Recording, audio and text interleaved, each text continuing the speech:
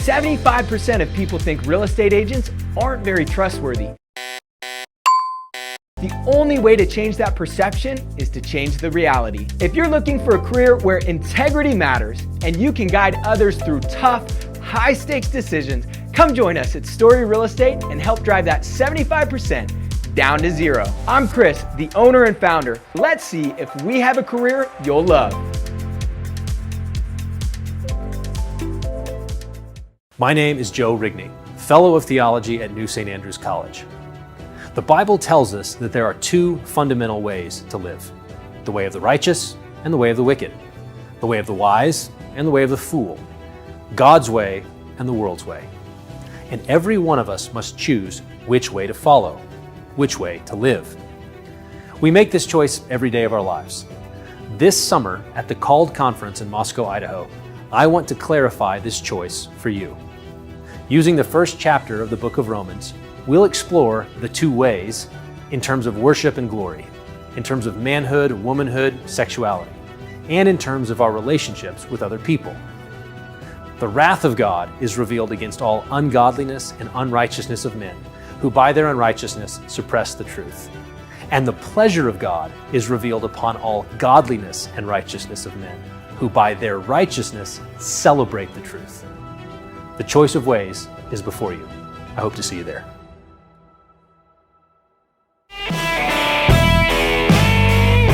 This is going to be Neil's favorite show. Neil's favorite show? Yeah. He loves goats.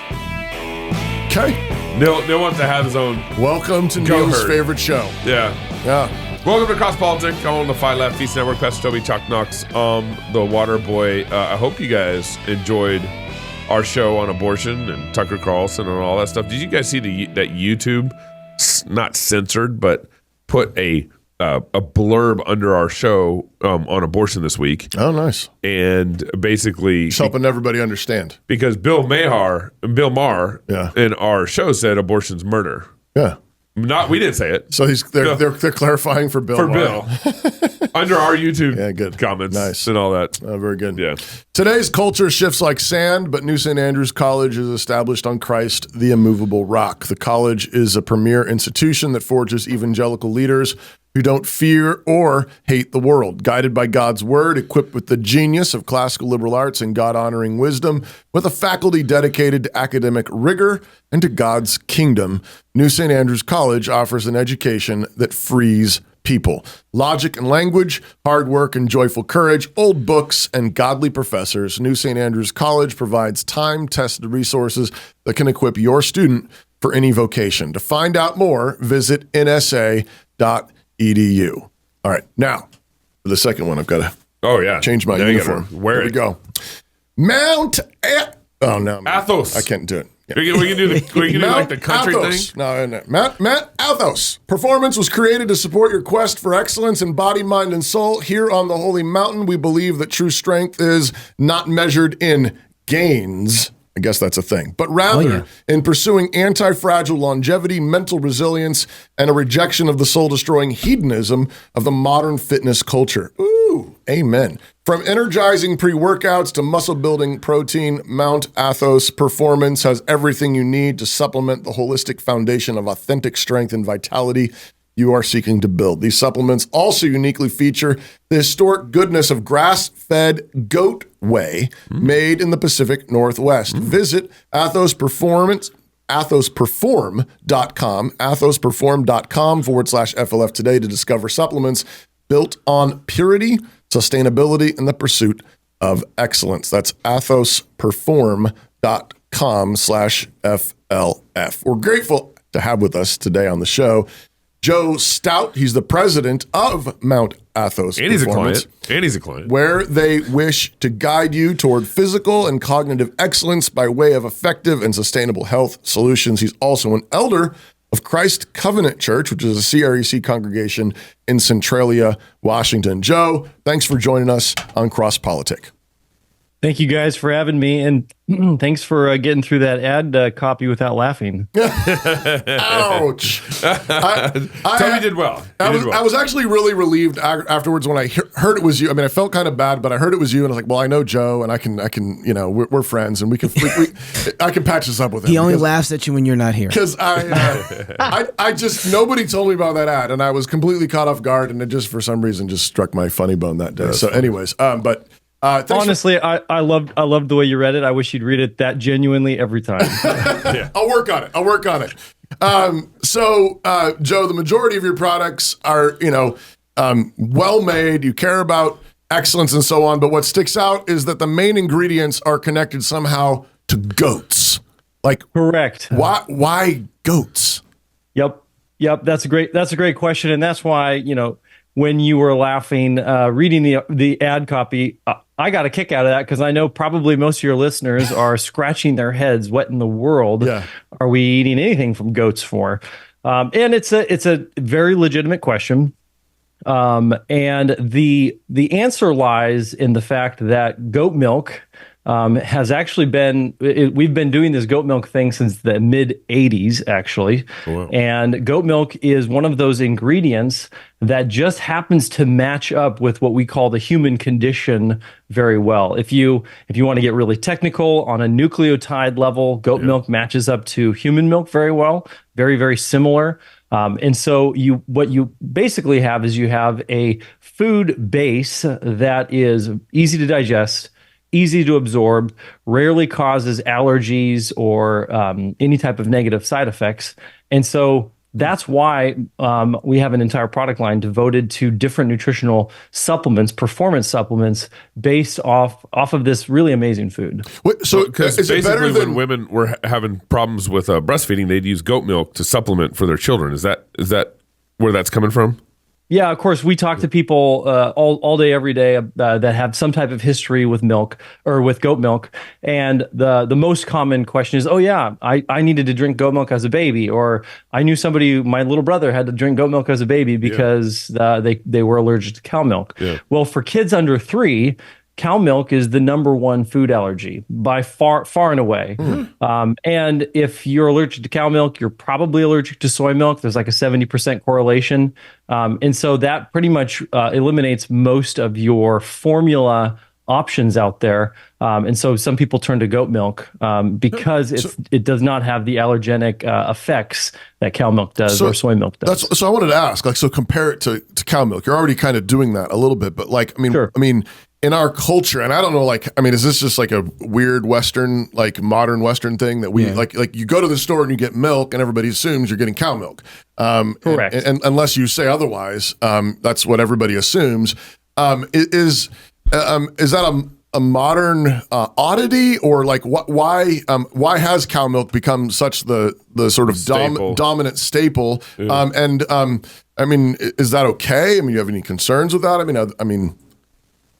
Yeah, those are all good questions. And here in America, cow milk is what, when you say milk, you don't think there's any other kind. It's just cow milk. That's all. That's all there is. There's camel milk too. What was that? There's camel milk too. Well, I was saving that because I was like, we might be weird, but there's other people that are weirder. Like Gabe. Right, exactly. Yeah, it's funny. Yeah, way to steal my thunder, Gabe. No, but the idea is that in America we're about efficiency. Our farms, we want to run efficient farms, which is a very good thing. Cows are much more efficient than goats, especially if you're trying to feed a lot of people. Now, if you're just feeding your family, anybody who's kept a cow knows that a cow generally produces more milk than one family can drink. And so it's also it has historic roots in the fact that we were founded by a bunch of farmers. Up until about 100 years ago, 95% of the population was involved in farming in some way. Wow. And so that family cow oftentimes was a cash cow. It was the thing that brought in cash. And so it just became very easy to feed your family with the cow and also to sell some of this extra surplus milk to the neighbors. Yeah. And so that's why cows have become so prevalent in our society. Now, worldwide, goats are far more common. because they're just cheaper to buy. They're cheaper to feed. They are far more willing to scrounge on whatever you have to eat. Tires, whatever. And they just they're a lot easier to manage. You don't have 1,000-pound animal. You have a 150-pound animal. So it's a much more common, you would think of it as like an ethnic food. But once again, we're looking more along the human performance side of things. And for human performance, a lot of the benefits you get with goat milk, you also can get with cow milk, because cow milk is a wonderful food as well. It just oftentimes does not, really jive with people's digestive system, or they might be just very allergic to it. There's a protein in cow milk called alpha S1. It's one of those casein proteins. And if you ever hear people talk about the negative effects of casein, that's the specific molecule that they're talking about. Well, goats don't produce that the way cows do. Okay. And so that's where, even though in the broader culture, goat milk is far more common, our focus is really more on, obviously there is the benefits of supplementing with a product that already on a molecular level matches with the human body better. So there's a couple questions here. First of all, you made me feel like an idiot. I know it's not intended, but you used the term cash cow and you explained it. I've used that term all my life, and I never connected it to the production of milk and it feeding your family and more. Cash cow. I've always just used the term as a way of like, hey, that's my main source of revenue. That's my cash cow, and I didn't connect it to the milk stuff. That's crazy. I'm 44 years old. It's connected to beef stuff. I don't know. Yeah, should I apologize, Gabe? I didn't. No, not at all. I'm always like, that's my tri-tip. Anyways, let's move on. What I'm intrigued about with your farm is that, first of all, it seems to me like the farming industry is dying, especially the family farming industry. So you own a family farm, but what you've done, and you also own a goat farm, so you're even more unique. Right. But you've also figured out how to not only just, I think you still produce cheese and stuff like that out of your farm, but you've figured out how to turn it into supplements. So you figured out multiple ways to create multiple products out of your farm. I'd love to hear kind of that story and how you got there. Yeah, no, it's a good story, and it's one of the wonderful things about the way the Lord has blessed my family is that I got to grow up on this farm, and now my kids are growing up doing the same thing that I did when I was a kid. And so we had when I was born in 1984, I was born. My dad started doing goats in 1985. Prior to that, he was a city kid. My mom was a city kid, but he always wanted to be a farmer. And so he went and got a job on a dairy with cows, of course, because cows were and have always been the main dairy animal that we do here in America. So he learned all of the ropes about cows. But then in 1984, not 1984, but in the 1980s, we had a very interesting public policy shift within the Department of Agriculture. And what actually happened was the government decided that they wanted to go all in on commercial agriculture in a large scale sense. And so they actually had a phrase that was popularized by the Secretary of Agriculture at the time, and it was "get big or get out." Ooh. So get big or get out. So to scale all of your operations so it's much bigger, and so then your economies of scale improve, or get out. So essentially, that policy pushed most of a good portion of those family farms that were running small cow dairies. It just effectively pushed them out because the government controls the price of milk. Lord have mercy. They were able to effectively push farmers out because they control the price of cow milk. It's a fixed commodity that the government sets prices on. Wow. And so my dad got that message, and so he decided to take the latter, but he wanted to continue to farm. And so this was before the organic movement, before there was really money to be made labeling yourself as organic. And so he decided to diversify into the goat world, much, much smaller market. So you don't have the general acceptability of the market, but the customers that you can find oftentimes recognize the value better, and so they're willing to pay the added premium that it costs to actually do what we do. Interesting. And so that was how he made his way into it, and from the get-go was doing cheese. That was the main thing. Well, if you or if any of your listeners or your wives have ever made cheese, you know that you have this leftover product called whey. And at the time, cheese companies were just like dumping the whey. They weren't doing anything with the whey. Whey protein wasn't really a thing yet. It was you either fed your whey to pigs, or you spread it on fields, or you dumped it. Well, if you dump it in the streams, it'll kill all the fish.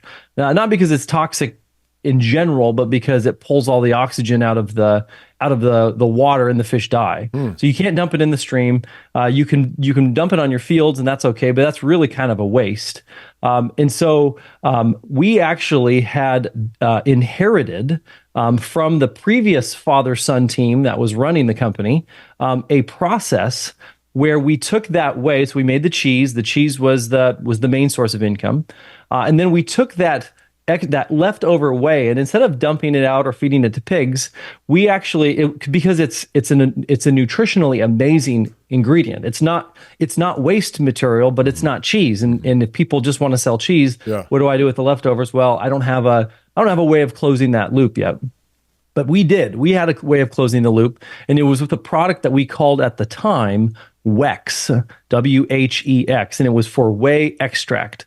And we had this patented process, or it was not a patented process, but it was a special process where we would actually concentrate that down, pull all of the water out of it, or most of the water out of it, and it would be a mineral supplement. And we actually still make that product today. It's actually in a lot of the Mount Athos products that we produce. But that particular process of utilizing both the whey and the cheese was something that we did right from the very beginning, and that was really how we were able to make it work. That plus being able to connect directly with our customers has been a huge blessing. Most dairy farmers, and virtually no dairy farmers today, ever get to connect with their customers. Right. They have to just sell to a processor, then the processor gives them whatever the milk price check is, and you just hope it covers your feed and your labor. With where the state of farms are at in the U.S. and some of the government silliness that you've already mentioned, would you recommend guys getting into this business, families getting into this business? Yeah, it's a good question. I definitely would recommend people get into it if their situation allows for it. If you want to get into animals, my recommendation is definitely not goats, unless you want to take all the money you were going to spend on goats and put that all into fences, and then save up for the goats. But I would. One of the problems, but this is the world we live in. One of the problems with getting into the dairy market is that it's very capital intensive. So, and this has historically been the problem with farming, is that farmers are land rich and cash poor. They've got lots of land. They don't necessarily have a lot of money though. Their net worth might be high, but your net worth doesn't pay to keep your lights on. Yeah. And so it can be very difficult to get in because of the capital expenditure to get into dairy. Plus, dairy is much different than, say, raising beef cattle. Beef cattle require far less interaction. Or even if you wanted to do goats, you could do meat goats. There's a good market for meat goats too. Even that is, you're probably interacting with them once a day, as opposed to the intensive milking process that has to happen every day, usually twice a day, and it ends up being dairy ends up being a very big time suck if you don't have a system to spread out the load. You know that. Well, actually, I was going to ask him a question from the ad that I read. Okay, can I do that? Sure. Okay, let's talk about it. So in the ad that I read, it said, so rather than thinking about gains, You want to pursue anti-fragile longevity, mental resilience, and a rejection of the soul-destroying hedonism of the modern fitness culture. And that particularly that last line, the soul-destroying hedonism of the modern fitness culture. And I assume maybe we could add to this sort of the modern idolatry of health and idolatry of finding the, perfect supplements and all the rest of that. But so how is your business, how is your company fighting that? Yeah, absolutely. No, that's a great question. Essentially out there in the nutrition world, sex sells, and that's what everybody is that's what they're selling. They want you to imagine yourself better in a very specific and hedonistic way. Some people have likened health clubs, the gym, going to the fitness club, whatever, as basically the nightclub, but during the day. People go there. Not only, gains is just the thing that most young men are searching for. They're wanting to look ripped in the mirror, and to a certain extent, God made the human body. We're not Gnostics here at Mount Athos. We don't think that the physical is bad. Right. We just think it's very easy to idolize yourself or the human body, and that will destroy your soul. And you might have a very fit body, but if your soul is broken, it doesn't matter at all. And so what we want our customers to do is to know that there are companies out there that are not that they are not promoting or selling or encouraging vice, but actually that we are here and we want to see you reject vice. And, honestly, laziness is a vice. And so for some of us, that might mean that we need to reject our desire to not go to the gym or to not work out, or to not become physically fit. But the soul destroying nature of the hedonistic lifestyle that is the fitness industry is just this meat grinder of like let's just ignore the fact that we're all going to get old, we're all going to get weak, and we're all going to die. So let's eat, drink, and be merry, for that can happen tomorrow. And we want to firmly reject that. And we would love to connect with other customers who are looking that have good health goals, that have good fitness, a good fitness mindset, and want to have the resiliency of good health, but aren't necessarily looking to just cruise the gym looking for a one-night stand or just looking for that next Tinder hookup. So that's really good. You guys are aware that we have a new app, right? If not, you should download it right now. Head on over to your favorite app store, type in CrossPolitic or Fight Laugh Feast or Pub TV. Once you find the app, you may need to update your old app, especially if you have a Droid phone, apparently. You may need to delete your current FLF app and re-download it. But once you download it, you'll be able to view or listen to our content right on your mobile device. Never miss a show. You also, of course, get access if you are a member. You're a member. A pub member, a Fight Laugh Feast pub member. You get access to all of our backstage content, all our old conferences, a bunch of other content we've been working on. University things coming up now. Yep. And of course, if you're a pub member, you get a discount at our conferences. In this year's conference, the theme is Prodigal America in Fort Worth, Texas. And we convinced Gabe to actually extend the early bird registration. We're to the second early bird. We're at the second early bird. Will there be a third? Will there be a third? Second early bird? We'll see. If they're naughty and they don't sign up like they should, and then I have to figure it out. It's like second breakfast? Yeah. Right. Through July 1st. Price right now is? 150 for club members, and I think 200 for non-club members. Okay. This is the most affordable price we've ever had at a conference. We've never had cheaper prices for our conference, and we slashed them because we just want people to be there. We want to fill up all the seats. The content's been so good, and we've been in small cities, and so it's hard to get to. And our last conference was at the Ark Encounter, and you had to pay for us, and you had to pay for the Ark Encounter, but we still had 1,500 people out there. And there's like family deals. Was so good. There's family deals for if it's like you pay for a couple kids, and then the rest are free. Everybody else gets thrown in. So check it out, fightlaughfeast.com. Download the app today. All right, so Joe. Yes. Moment of truth here. You sent us some goods. I kind of wanted to talk to you about regulation, but since we don't have enough time, we're going to talk about the goods. So you sent us some goods. Hold on. Hold on. Dunamide. I got stuff. Now, I want to know. Pre-workout. That stuff here. Hold on. It's for you, Toby. For you, it's pre-sermon. All right. Pre-sermon. This is sermon prep. Now, sermon prep. The sermon prep. That's post-sermon. Protein. So, Joe, can you lay out for me what you sent us in this package? Because I guess you get us a care package that you feel like, because you love us, you feel like we needed this. Could you go through kind of what's here? Why did you send me creatine? And then can you? What are you trying to say, Joe? Is this and is this kind of just what we need to be taking every day? And what are these things good for? I got questions about the mind and the rest stuff. Sigma. So, which we'll talk about. So, which one do you want to go talk about first, Joe? Yep. All right. Let's start with kind of the base of it all, which is the Atlas protein. Okay. That's going to be some of the ones. You got it. Atlas protein right there. This product right here is it's a blend of the whey and the casein that comes from goat milk. And so you have whey is considered a fast protein, means that it digests fast and immediately goes to rebuilding muscle.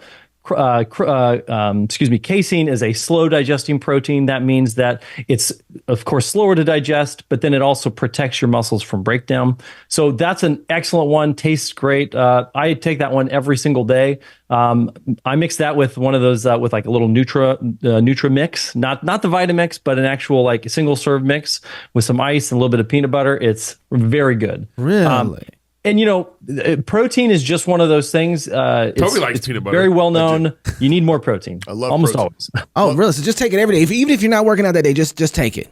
Absolutely. That's one you just want to take every day. I use that's actually a great one for you to skip a meal with. That's what I was going to say. I use it to skip a meal sometimes for lunch when I'm just too busy and I can't do lunch. I'll just hold on. Wait. I gotta ask, because if I'm on the carnivore diet, am I doing good on sugars and carbohydrates?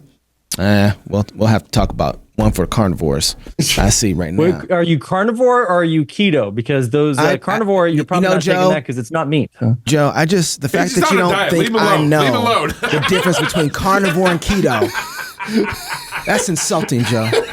That's insulting. I think I still need to send you some goat meat, don't I? Yes. Can we barbecue that? So what's up next? So I got the protein here. We'll talk about what else? What do you want to go for next? Okay, well, let's just take let's take the Prime Recovery and the Dunamide. Okay, those are going to be your So Dunamide is a pre-workout, right there. And the reason why we call that a pre-workout is because you take it, before your workout. But the reason why you want to wait until you take your workout is because it has some ingredients in there that will get you fired up. All right, now when Toby said that this was his pre-sermon workout, this would make for a barn burner sermon, Toby, if you take that. Wow. Now tell the truth, Joe. Is this what Aaron is taking now? Yeah, exactly. Yep. We just got to get that guy riled up, right? Because, he wasn't very excited at all. I don't have any Dunamide. I just got Prime Recovery. We decided you didn't need you didn't need any of that. I wonder if me and you mixed our Dunamide and Prime. I'll have to check to see if you're already fired up. Well, it's the carnivore. Okay, all right, what's next? Okay, so you take that one about 45 to 30 minutes before your workout. Okay. And one of the things, it's got something in it called beta-alanine, and that beta-alanine is actually expands the capillaries in all over your body, but you notice it in some tingling sensations up in your, a lot of times in your ears or your nose, but that just means it's working. And so you take that one before your workout. As you start pumping weight, as you start lifting weights, pumping iron, that tingling sensation will go away because the ingredients in there, the creatine, the caffeine, the L-citrulline, and the beta-alanine, those things are going to do the things to make your muscles in your body ready for the work that you're doing for it. Wow. Okay, I want to talk about the creatine in just a second, or is that what you want to talk about next?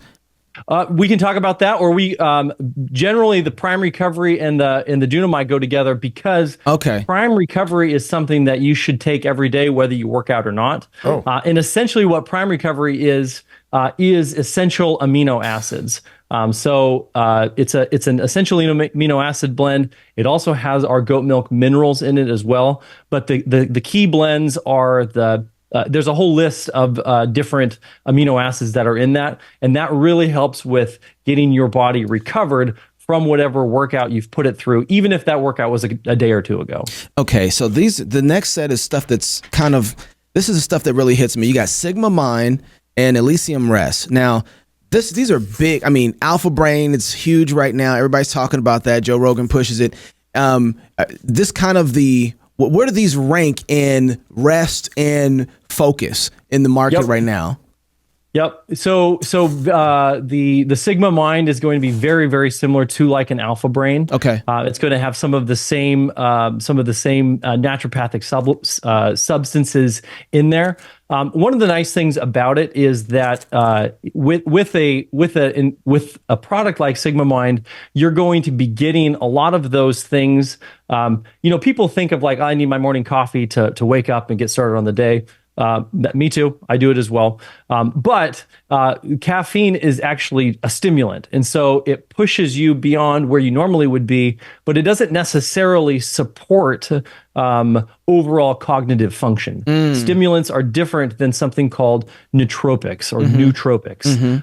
And so you have things like Sensoril, you have things like L-tyrosine, L-theanine is another one. These are all nootropics that help your brain function, but without some of the stimulant side effects. So when I take this, I notice no stimulant effect, but focus improves, mood oftentimes improves, and that's over the course of a long, kind of continual use. So that's going to be one of the main reasons why you would take this.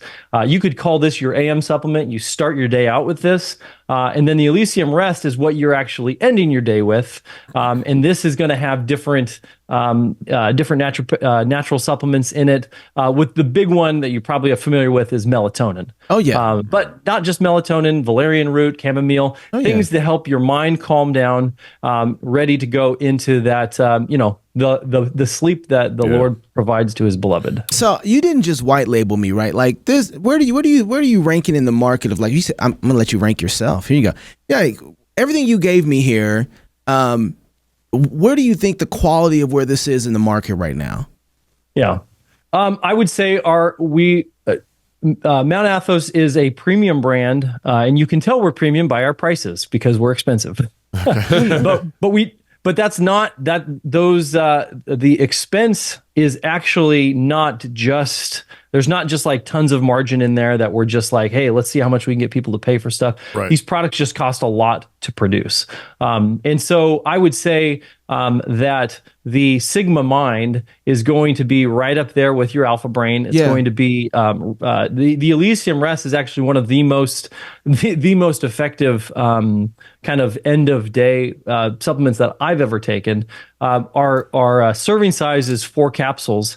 I take 1 capsule. That's it. Wow. I mean, if you needed to take more, you could, but I take 1 capsule, and I don't even take that all the time because it is so effective. So I would say we're up in the top tier. I'm sure there's a variety of different pros and cons of different supplements out there, but we're certainly aware of Alpha Brain, and have taken inspiration from many of the different.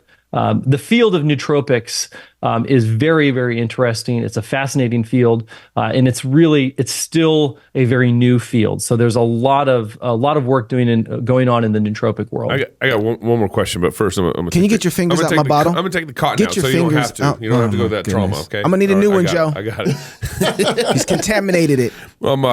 With kind of me and my wife have a show that we've been doing called Water Break, and we actually talked about supplements a couple of weeks ago, and one of the things that I said on the show is that the supplement industry, it's like a $30 billion industry or something. I forget the actual number, but it's very significant, and that included also like weight loss drugs and all that stuff, or weight loss supplements.